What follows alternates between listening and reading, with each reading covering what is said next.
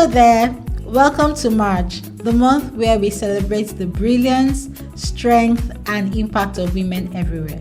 I am your host, Yemisi, and this is TechEmpowered, the podcast where we don't just talk about tech, we talk about how it transforms lives and empowers real people. This podcast is brought to you by Tech for Dev, a non-profit organization dedicated to creating opportunities for economic prosperity through digital skills empowerment and advocacy. So usually on Tech Empowered, we bring you real stories from real people whose lives have been transformed by technology. But today, we're doing something different, something special. In honor of International Women's Month, we're having a conversation about this year's theme, which is Accelerate Action. So what does Accelerate Action actually mean in today's digital world? How do we close the gaps and create a future where women aren't just included, but empowered? What it truly means for digital inclusion, what will it take to drive real change for women in tech and beyond? To dig deep into these big questions, we have two powerhouse guests, Olabisi and Asenath, who will be sharing their insights on the challenges, opportunities, and bold moves we need to bridge the digital divide for women. So if you're listening on your commute, taking a break, or just winding down, stay with us because this conversation is one we all need to be a part of.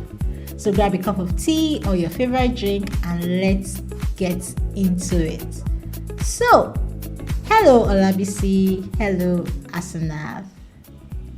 Hello. Hi, Yemisi. Hi. Okay, so we're going to take turns. You introduce yourselves and what you do, and then we'll start. So let's start with Olabisi.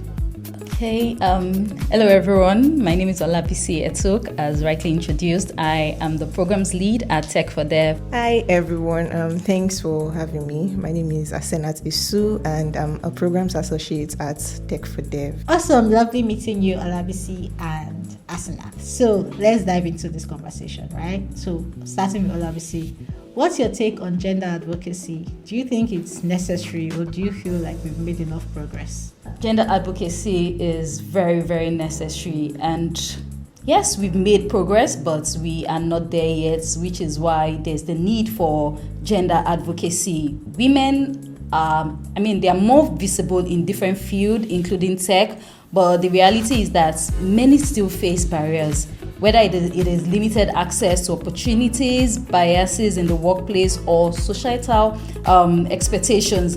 Advocacy is what would help keep the conversation going, pushing for real change so that many women that don't have a seat at the table, they can be heard, they can also be equally valued. Okay, so thank you so much for that, Olabisi. I agree. And a follow-up to that, have you ever experienced or witnessed a woman facing discrimination in tech or the digital space? That's a very good one. And if I actually have to think about it, I think it's everywhere essentially. And I remember, I'll give a very good example of when after I had my second child, I was looking to get back into the workforce. I remember getting an invite to an organization, one of this very big fintech.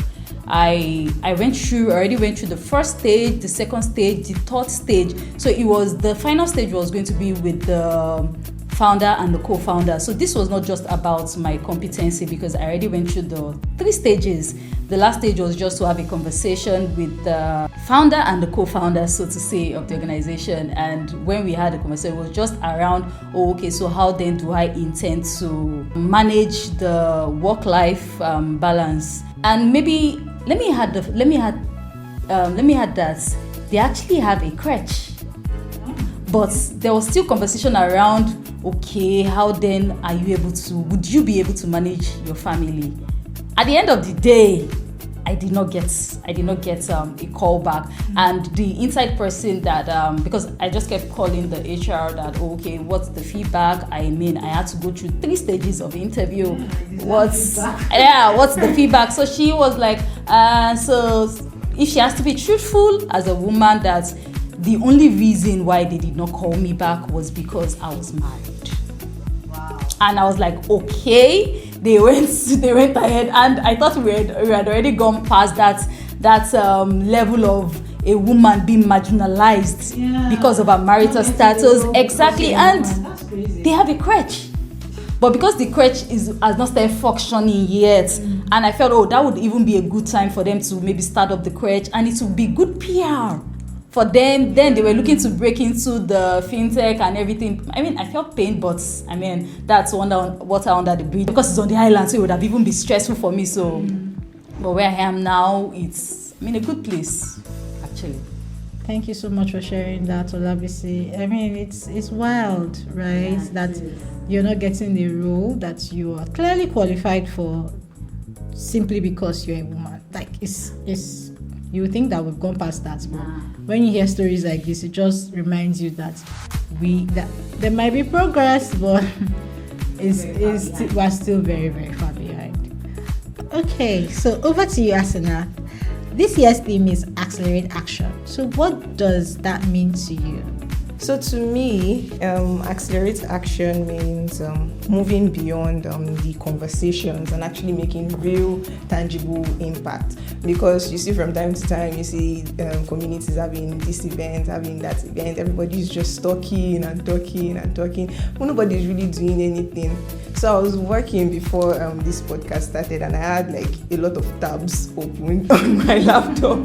That is exactly what we're doing right now. A lot of conversations, a lot of talking, and we just have to close some and actually roll up our sleeves and get things done. We could start with policy changes. I can actually relate with what Olabisi said about being married and she could not get the job, and it was outrightly stated to her by an inside person. I know that when I was actively searching for a job, I was very concerned about putting my marital status too.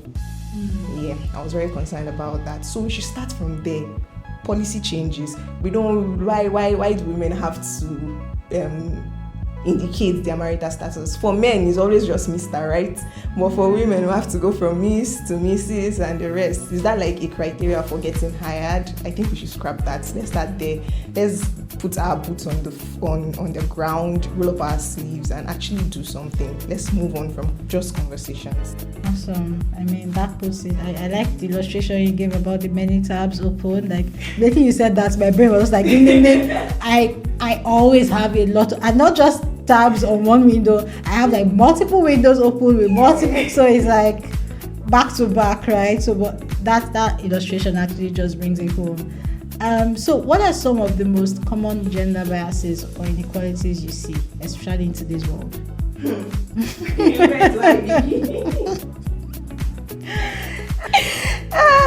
Well, there's this classic one: women are not technical enough. I think everybody can relate to that. We get that a lot. If you should go to schools and you ask students what you want to be in the future, you hear things like lawyer, because of what the society has actually pushed down on them. You hear things like women are not technical enough, but we have like really good mentors, like professional women in the tech space, and they are very technical and they are thriving, they are doing really well. So that is one of the inequalities and bias, and I feel like it's being pushed down on the younger generation, and we have to change our narrative. Thank you so much for that, Asenath. Olabisi, do you believe women are truly being included in the digital economy, or do you think there are still major gaps? Okay, I mean, we cannot help but give credit to the little one that has been done. And when I say little, I don't mean it in a demeaning way. Women are already making, great significant strides in the digital economy. It can be more, which is why I said we need to give credit that, for the ones that has been done, amazing, and we can still do more because there are still big, huge gaps that is left. Many women don't have same level of access to digital skills, training, even funding for startups. If women don't get the right support, whether through education, mentorship, most importantly, policies that encourage bridging these gaps, it's easy to be left behind. So really need to do more around policies, mentorship and training to be able to include, to cover up those major gaps. Thank you so much, Olabisi. So a follow-up to that. So digital skills are becoming more important than ever, right? Like you mentioned, but what do you think is the biggest barrier preventing more women from gaining these skills? So the biggest will be access actually, because in many places women don't even have this access. they don't have the same access to internet, devices, or even outside of even internet and device, because everyone can easily maybe just use their phone to do this, do that, but the time to be able to learn these digital skills. Women are, the way they say that women are multifaceted or something. We wear so many hats as a mother, as an employee, as a wife. There's the role of that to be the wife. Every day when I get home, there's this. Okay, what am I going to cook now? What are we going to eat? It's a whole lot. I was on a work trip for a week and it was bliss. That not having to think about any it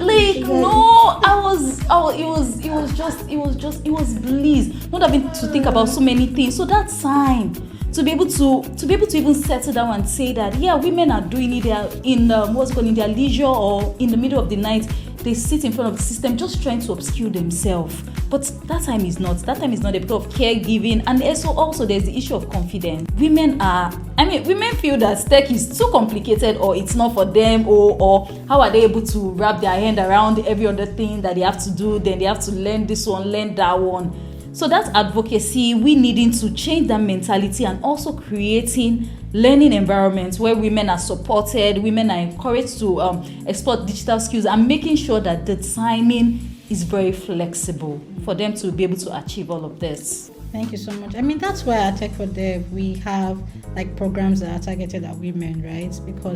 And we take into consideration all of these things because in the end, the industry is wide and we need more women, right? And the way to get more women in is to actually make these skills accessible to them, right? Which is why we have programs like the Women Tech Stars Initiative, and then we have different programs under that, right? That would tackle issue from advocacy. We are going into the grassroots advocacy to talk to young girls in school, let them know that that whole myth around tech being for men or tech being too difficult is a myth, really, and they can still build careers. There are no code tech parts, right? There's product design, product management, and all of that, right? And then even to the training, right? We have the boot camp that is a lot more flexible, where you have the weekend classes, you have the daily classes as well. So just working on that thing of access, like you mentioned, Olabisi, ensuring that they have access to these skills, right? And we need to do more. Basically, I was at an event a few days ago. It was a cybersecurity summit, and I could practically count the number of women that were in the room, right? We had more of men, right? And these are the things that we're trying to change, and these are the things. So as much as we say, we're making progress, but in reality, there's still a long way to go, which is why this year's theme is accelerated action. What are the things that we need to do to actually move the needle, like Asenath said? Okay, so over to you, Asenath. We hear a lot about gender equality in tech, but what practical steps can organizations, policymakers, and individuals take to drive real change? So first of all, companies really need to stop putting we support women on their LinkedIn profiles. How do you know they support women if they don't put it? They need to stop that. They don't just talk and all the paparazzi and all that. They need to stop that first of all. But more practical, they should actually look towards hiring more women, paying women more fairly. Yeah, and more practical steps would be implementing bias-free hiring practices. Like I mentioned earlier, men don't have to change their title from Mr. to anything, but women have to go from Miss to Mrs. I don't think that should actually be in the early stages of the hiring process. We can get to that when you've seen that, yes, I'm good at the job, can get to that later. You can know that I'm married later. I think that is one thing that they could actually change, offering a more flexible work environment and creating mentorship and sponsorship for women. Like Olabisi said, women struggle with confidence. So I think getting women mentorship, bringing women who have successfully thrived in their career or are thriving in their career to actually give these women confidence would actually go a long way in helping women grow into leadership positions in the industry. Awesome. Thank you so much for that, Asenath. And what you said particularly about confidence, there's this thing that, you hear, especially accomplished women, right? If you attend events a lot or you sit on panels, you hear women talk about how, you see a job role and you look at the role, you look at the job description and you look at it, I don't have this skill, I don't think I'll do well in this role. But a man who maybe probably has what, maybe 60% of the skills that you have, right, we'll go ahead and apply for that role, and then but when we get there we'll figure it out. You get, so that thing that just keeps you back from actually putting yourself out there and saying, oh, this role, let me apply. Because if you're applying for a job, you don't need to know everything there or the job description. You learn on the job, right? So that confidence is really key, and thank you so much for highlighting that. Okay, so follow up to you, Asenath. So there's often talk about getting more women into tech, but retention is another challenge. So many women leave the industry due to like the workplace culture, lack of support, similar to what Olabisi said earlier, and other barriers. So what do you think needs to change to ensure women not only enter but thrive? Yeah, so that's a great question actually. So getting inside the industry is one thing, and actually staying and thriving and getting better is another thing. Because I know many women face microaggressions when it comes to the job. They lack career growth also. Men are audacious, women are just like withdrawn, and it is especially because there is no inclusive culture in some of these companies that women are getting into. So one thing companies need to do is to foster a more inclusive environment, foster a more inclusive culture for women to be able to thrive. And this could be mentorship programs, like I mentioned earlier, and having leadership trainings and zero tolerance to toxic work environments. Actually standing and supporting women, not all those LinkedIn posts we support women, put it to action. and because it's Women History Month, you are going to be seeing it everywhere right now. We support women and everybody is rolling out events and all of that. That's not what we want. Actually foster a more inclusive work environment for the women in your company. Thank you. Yeah, and also I think we should actually normalize work-life balance. Women, we do a lot. That work-life balance does not exist. Yeah, that's there's a school of thought like that, like it doesn't exist. You just have to, do the best you can. Exactly.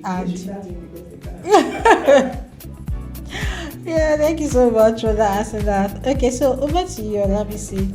So for women who feel excluded from tech or don't know, or in the workplace generally, not just tech, right?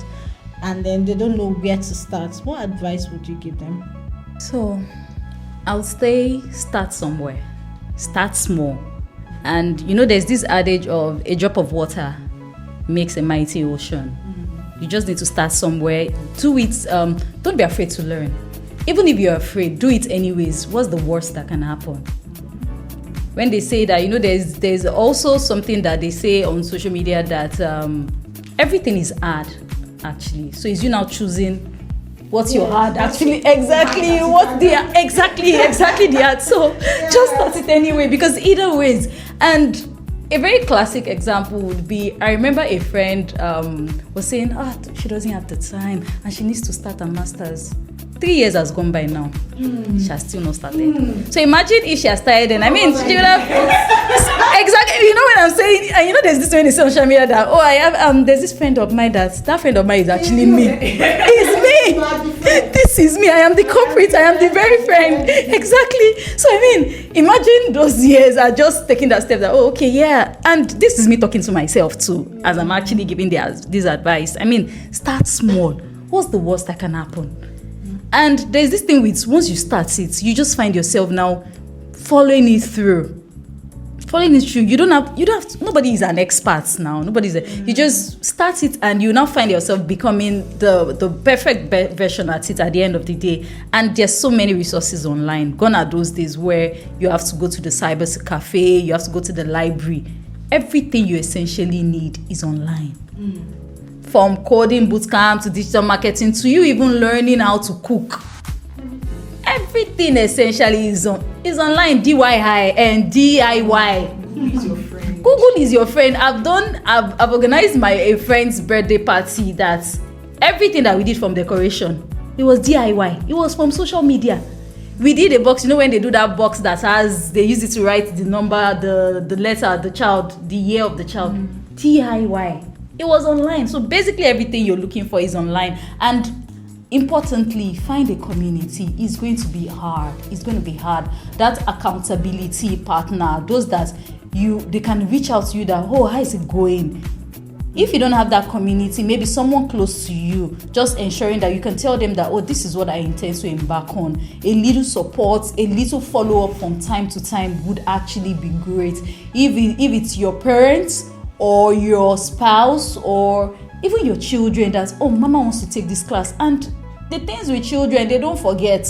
They'll come and tell you, have you done this today? The way you're asking them to, have you done your assignment? They would ask you also, have you taken your class today? Yeah. That's community. So that's that community. Being around people who are on the same journey makes it easier actually and motivating. And most importantly, believe that you belong in wherever you choose, wherever community that you choose, wherever pathway that you choose. Believe it that you belong and you can do it, because yes, you can do it actually. Awesome. Thank you so much for that, Olabisi. So I have a follow-up question to that, right?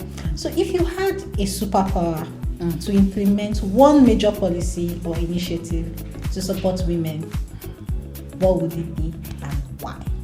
Okay, a superpower. And this would be to the government, and maybe not just the government alone, the public, private sector also. It would be to, not for women alone, because I'll be starting from the grassroots, which is the young ones. So yes, because it's Women's Month, the girls, but just for inclusion, the young boys also. That is mandatory digital skills education from schools, like starting from the very young age. During one of our advocacy drive that we had in a marginalized community, I won't want to mention the name of the community. Secondary SS3 students, we had to take them through basic digital literacy education, and it was so surprising for an SS3 student that is about to write WAEC. They've never had to use computers before. Wow. That day we went there, we took devices with us. That was their very first time. And that's alarming, because a lot of these tests now and these exams are CBT, computer-based. Yes. Like JAM, CBT. right? They're computer-based, so... Exactly. So, how then would they manage? These are the people that they would now go to maybe a coaching center. They pay so much through their nose just to be able to get that crash course. And they're getting that knowledge just to pass the examination, not for long term. So exactly. So just starting early from primary school. Primary school is not too early. Primary school is not too early for them to start taking this digital skills education, because if we expose these young girls to technology early, they won't grow up feeling like, it's something that is meant for men alone, because it's all about changing narrative from the ground up to making tech feel like normal and accessible pathways for women. So starting early, then we are able to disabuse their mind of tech being for men alone. Thank you so much, Olabisi. So I have one last question for both of you, right? So in the spirit of accelerating, now we've talked, let's accelerate action, So what's one action, big, it can be big or small, that everyone listening today can take to help accelerate action for digital inclusion? My advice would be pay it forward. If you're in tech, if you're in banking, whatever sector that you are in, support a woman to get in. If you're learning, share what you know with another woman.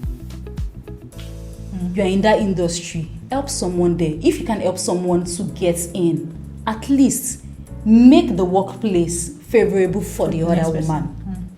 Make it favorable for the next person. Don't be the reason why someone is not able to be the best version of themselves. Don't be the reason why someone is feeling less of themselves. You're a woman in that leadership position. Ensure more women get in, because it's sweeter at the top when you're many. And they always say that it's lonely at the top. Because when you're the only woman and you're surrounded by so many men, believe me, you know. But when you're alone, when you're more women, there's that pride, there's that joy. So if you're there, support a woman to get in. You're learning, share what you know. And for companies and policymakers, it's about making sure opportunities are accessible to women. Make sure that, I know there's for government, there's this WE policy about creating more opportunities for women, whether it's through scholarship, flexible work policies, or funding women-led startup. Very important, please. Supporting women-led startup. Everyone has a role to play, essentially, no matter how small. Please pay it forward. It's very, very important as a woman. Pay it forward in whatever capacity that you can. Awesome, thank you, Asenath. Yeah, so I actually agree with Olabisi. You know that saying of women are women's own enemies. Yeah. So I just want to say, if you get a seat at the table, make sure you're bringing more women to be on that table. Grab a chair for another woman to be on that table. If you know a woman that is doubting herself, be there to advise her and let her know that she belongs there. She deserves to be there. I think we've said it over and over again throughout this conversation, that women struggle with confidence. So if you've got into a stage where you feel very confident and you're audacious, be that person that tells the next woman that she also deserves to be there. Grab a chair for her, let her sit too at the table. Yeah, thank you. Right, thank you so much, Asenath. I mean, it's been an interesting conversation so far. I mean, this conversation reminds us that accelerate action isn't just a theme, right? It's a call to move beyond words and into meaningful change. Accelerating action means recognizing that gender inequality affects different women in different ways. It could be due to race, ethnicity, disability, socioeconomic status, or lack of access to digital skills. So from breaking barriers to ensuring equal opportunities in digital space, it's clear that inclusion doesn't happen by chance. It happens through deliberate action and ensuring that all women, particularly those most marginalized, benefit from this inclusion. So whether you're an individual, an organization, or a policymaker, an employer, the question remains, what action will you take today? Because this is a call for urgency, inclusion, and transformative change. And it is important to know that real change starts with us individually. So what are you doing to make changes? And how can we make the world more inclusive and comfortable for women? So together, let's accelerate action for International Women's Month 2025 and beyond, right? It doesn't have to end in 2025. So thank you so much for listening to TechEmpowered, a podcast brought to you by Tech for Dev. Don't forget to subscribe, share. Join us next time for more insightful conversations on technology, empowerment, and stories of transformation through technology. I remain your humble host, Yemisi, and I will see you next time. Bye for now.